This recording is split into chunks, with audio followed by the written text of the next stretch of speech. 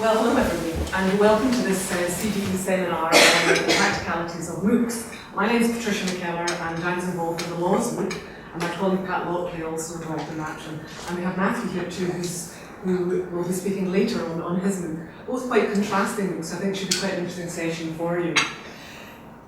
Essentially, anything to do with MOOCs at the moment creates attention, and as you've seen from today, we had an advert went out for this session on Wednesday, I think, last week, and we got a very, very good response. People were able to come along on a Monday at lunchtime. So it is something which is generating lots of publicity at the moment. Now, we thought it might be quite useful just to look at the kind of practical aspects of actually running the MOOC, rather than looking at kind of headline statistics. Just something on a basic day-to-day, how did you actually run the MOOC?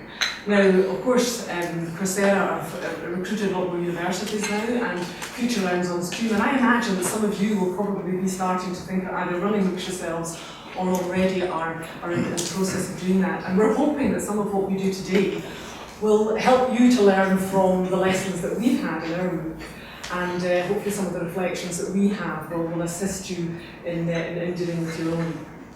Now, just very briefly, I don't want to dwell on this in too much detail, but why did we start doing a MOOC in the Laws Programme in the University of London International Programmes? Well, we wanted to look at alternative delivery methods. We wanted to test new pedagogies. We also already work on a massive scale, but this gave us an opportunity to go on a really, really massive scale. We also have certain restrictions in the way that we operate. We're obviously a validated programme, we have professional bodies, and we wanted to have the freedom to operate in an environment which allowed us to be a little bit more edgy and just allow us to do things perhaps we couldn't do on our paid-for programmes. We were also curious. We were curious just to see who would sign up for a programme like this, and also whether or not it did garner more students for our courses. Now, that wasn't the primary reason, but we wanted to find out whether or not it could be used as a marketing tool. So who was involved in our programme? Now, we started with the International Academy in September 2012. That's when we announced that they would be running programmes, running new programmes the following year, the following June. So the team which started at that time was essentially Pat and myself, and Pat and I have expertise and knowledge of law, education and IT. We have knowledge of all three to greater or lesser degrees. We also had an international programmes team within the university as well, and Barney Granger is here somewhere. He was the lead programme manager for the programmes, and it may be by way of asking questions later, and he of course was the link with Coursera as well. We also had to get instructors for the course, because the Laws Consortium, we don't have in-house academics. All our academics are out in the colleges. So we had to commission people to create the content for us. And we asked Dame Hazel Genn, who's the Dean of Laws at UCL, if she would be the course creator, the course instructor for our course, which she agreed. Now at that point, I have to say, back September, October 2012, we didn't know how much work was going to be involved, and to a certain extent, we were really devising what the course was going to be about. So, in fact, we needed more support on that, and by Easter time, we had employed another instructor to assist us with the course. And one of the reasons for that was we wanted to do more interactive elements in the course. It wasn't just a case of having the talking head. We wanted someone to be more actively involved. So we involved another academic at that point too. Now, at the beginning, in September, October, we had to create our course page, our course details page, which is very straightforward. I'm sure you'll have seen all these before. It includes details of the course, the assessment methods, the topics, the learning outcomes, together with a video, which allows the students to see kind of the main big topics that we're going to get covered in this course. And it was essentially a taster of the course, and we also created an automatic response. So when students clicked on to sign up to register, they would get an email back telling them they'd registered the course, and we'd be back in touch with them. Now, we had 41,000 students register for the course at that time, between the course details going public in September and the course actually going live in June following the year. Now, within that period then, what we had to do was create the course itself. Coursera give us a standard VLE format to work with, and Pat will talk much more about the VLE and the format itself. Suffice to say at this stage that it was possible to do an element of customization of the platform itself, although we were tied in certain ways. One of the things that I'm sure you're going to want to ask us is how long did it take us to create this course? Now, we were talking about a 6-week course, for which we wanted students to spend about 5 to 10 hours a week. We did not have an off-the-shelf course. Ours wasn't a course which was delivered in one of the colleges, which we just then transcribed the materials online. Ours was a bespoke course which we had to create for the students. We started filming the course in around March. Prior to that, maybe January, February, we had a bit of scoping, a bit of planning, a bit of logistics. I have to say we had a few false starts at the beginning. And really it was only properly we started in March of 2013 with the filming and the proper development of the course. From April, May into June when the course started, Pat and I spent probably about 2 days a week on it, Pat probably about 3 to 4, probably near 4 days a week on the course, just developing materials and working with the academics, which is quite a considerable period of time for us to devote at that point. But what Coursera demanded of us in terms of what they wanted for us before the course started was 2 weeks before the course started, we had to have 2 weeks of materials ready to run the course. And that's the whole lot. We had to be able to show that we had 2 weeks worth of materials ready to start. In terms of conversion rates from those students who registered and those who actually started the course, we had 41,000 students registered and about just over 14,000 students who we class as active users on the first week. And active users are students essentially who've engaged in some way with the course, whether they've watched a lecture, whether they've posted on the forum or whatever, in some way. And that was a reasonably good conversion rate at that relatively early stage. However, as you might imagine, the numbers reduced as we went through the course, and you can see here a fairly standard and fairly typical reduction of students, active users through the course, have a little flurry towards the end when a few more students start engaging, just to make sure they get a certificate at the end. The student profile, now this is taken from surveys which we carried out throughout the course itself, and we probably had about 1,000 respondents to this survey, so as I say, you have to treat some of these figures carefully, but essentially the top 4 countries with US, Spain, India, Brazil, and again that worked well, that was reflected in the other courses from the University of London. Age, approximately 22 to 40 years, was about 40% of students were there. Doing the course, I thought this was quite an interesting one. 40% of them were doing because they were curious, they just wanted to know, just wanted to find out. And another 40% were career related. People who were not only in the career wanting to improve and enhance their career within the current career, but also people who wanted to maybe change careers as well. They were also a very, very well qualified bunch, and again that is indicative of most MOOCs which operate. Their current employment, essentially business professionals, whether in the law environment or not. Okay, so what did our course look like when we launched it? We redesigned the template completely and made it a much more visual look to it, a much more attractive front page, I think. We also reorganised the menu on the right-hand side of to group things together in perhaps more sensible groupings. And we gave a icon for each week, and within each week all the resources were available to the students. As soon as you clicked on the course page, and all the resources available there. But we also could put the resources into blocks, and you'll see here we have the video lectures. So if the students just wanted to look at the lectures themselves, they clicked onto lectures and they had all the lectures for the courses, and for each week of the course there, available to them if they wanted to refer to that. The only one thing we had to think about at the beginning was, did we make all the resources available to the students at the beginning for the whole course, or did we just give it to them week by week? Now we came to a kind of compromise on that. What we did was, the first week we gave them everything. We gave them all the resources, all the activities, all the ancillary resources there, all the lectures for the first week. And at the end of the first week, we gave them all the video lectures for the rest of the course. And then on a Monday morning, for the whole continuation of the course, we released all the activities, we opened up the forum, and we gave them the ancillary resources. Now there were various practical reasons for that, but what we wanted to do was we wanted to give students an opportunity. If they wanted to go on, they had some resources there they could go on with. But essentially we were working on a lot of the activities as we progressed through the course each week. So we couldn't release everything because it just wasn't ready. But at least it gave students some idea. But this is the week one page, and you'll see there that we have the lectures, and again a fairly visual idea there for the lectures. This is the lectures on the main content. Coursera asked for 2 hours of video per week, but it doesn't have to be talking heads, and we varied. We had videos where we had discussions with lecturers, we had lecturers giving feedback on various things as well. We also had a student chat after each lecture. We actually replicated what it would be like for students to talk to one another about that lecture afterwards and filmed it. And that was a completely scripted exercise, and we used actors to do it. But it was really interesting from the student perspective, who wasn't perhaps part of a big class, and they could watch and say, yes, I was wondering about that too, and engage with it a little bit better. We had 79 videos, 79 separate videos, which totaled 9.5 hours of film. And the average video was just under 10 minutes long. Now in future, we probably plan to reduce the length of the video and put more illustrations into it rather than just being talking heads. But essentially the videos were high quality videos. University of London used a film company to produce the videos.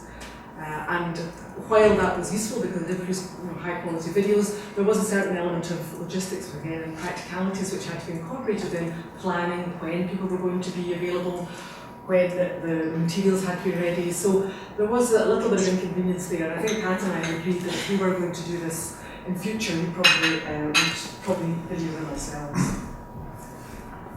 That's just a picture of the student chat. There, just let you see that.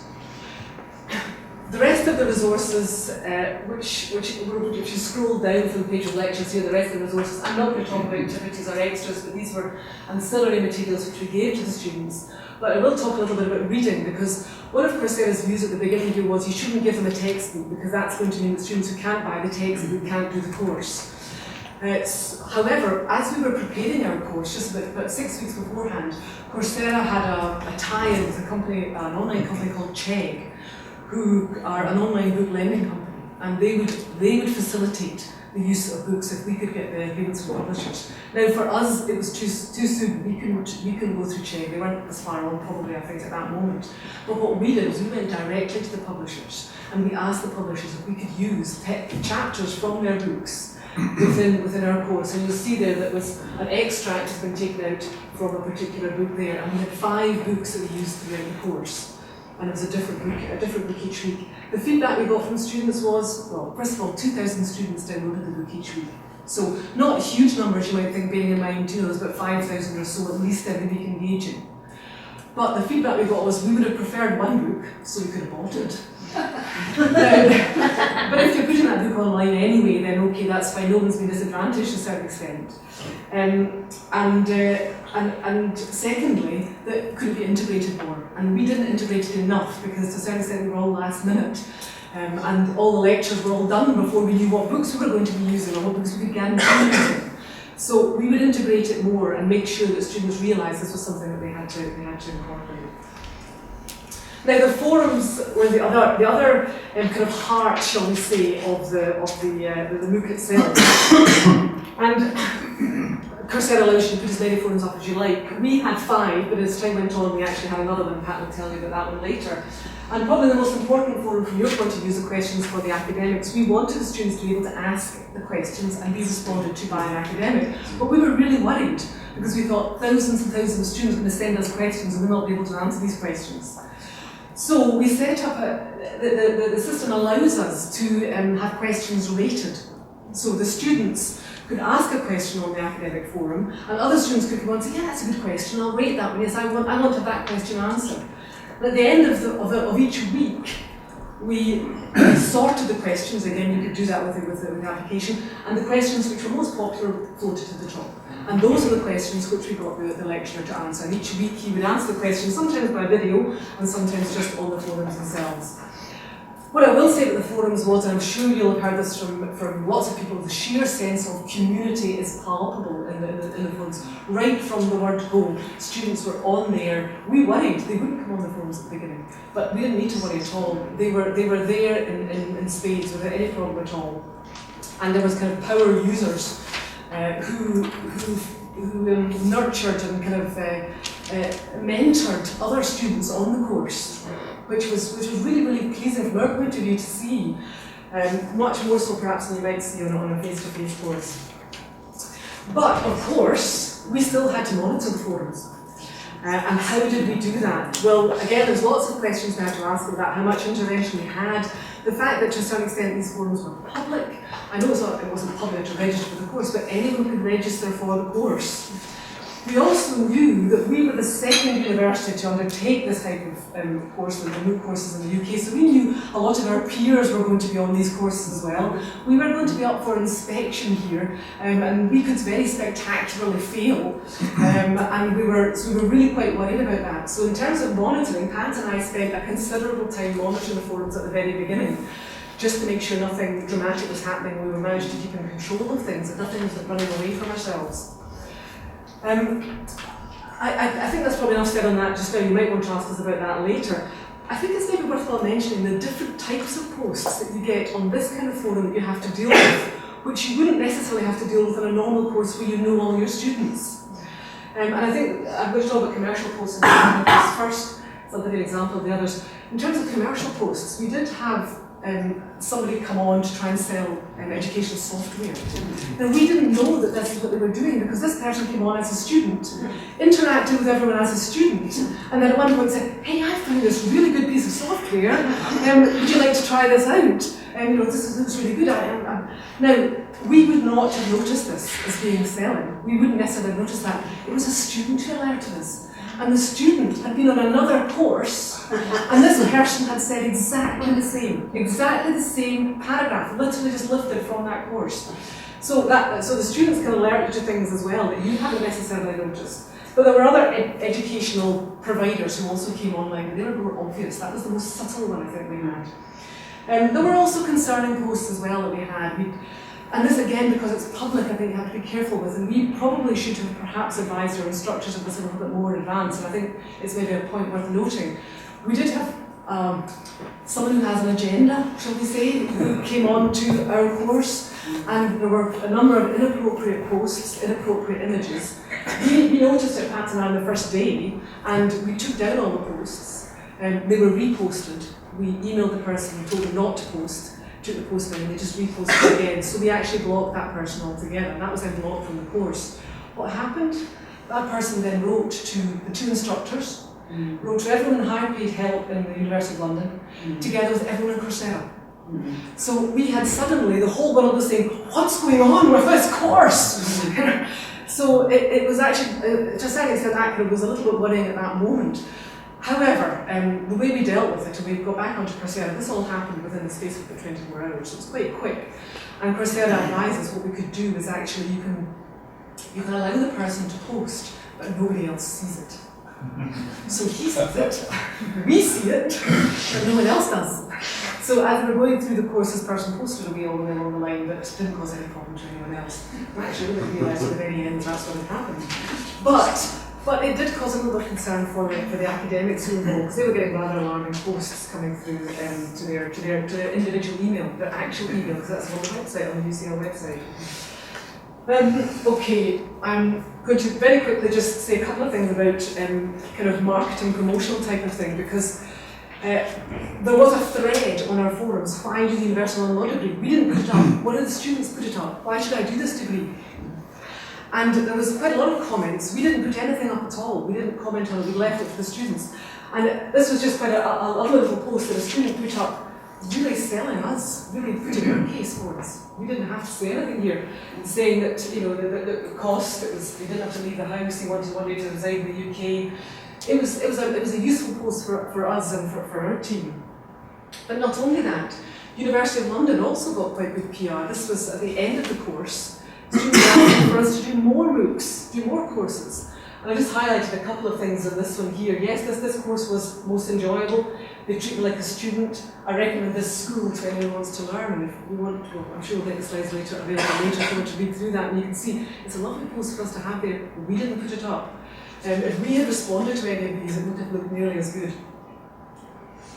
And finally, responsiveness was something I think that Pat and I will talk about quite a lot on this, because I think we were very responsive on our MOOC all the way through, which was attractive and helpful for students. But we also responded to the feedback students gave us as we went through the course. And this is actually a page we put up on the MOOC to say to them, okay, these are the changes we've made in response to your questions, in response to your feedback. This is what we will be doing as the course goes on. And these are things we'd like to in the future, but of course again, we can't do it now. So we were telling them, you know, we are responsive to what you want. And I think that was reflected in the completion rates at the end of the day. From our 14,000 students for the first week, 2,500 students gained a certificate. And that was a bit of an 18% completion rate at the end of the day, which in MOOC language is a reasonably good completion rate from our point of view. So what did we achieve? I mean, I will talk a little bit of this, Pat will talk a little bit later. We obviously tested the platform. We did test some innovative pedagogies again, which Pat will talk about later. And we have transferred to our own courses. We've used what we've learned there with our own courses too, and repurposed the resources back into our own courses. And there's been an element of marketing there too, which we've been able to consider.